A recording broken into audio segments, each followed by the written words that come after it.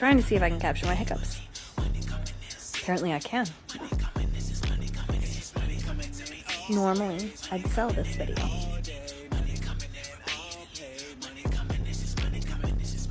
Sometimes, I'll try to record my hiccups just to get them to go away.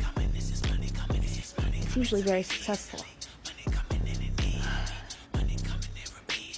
It worked. There you go. Cure for hiccups.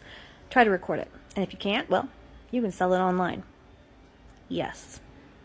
People are definitely into that.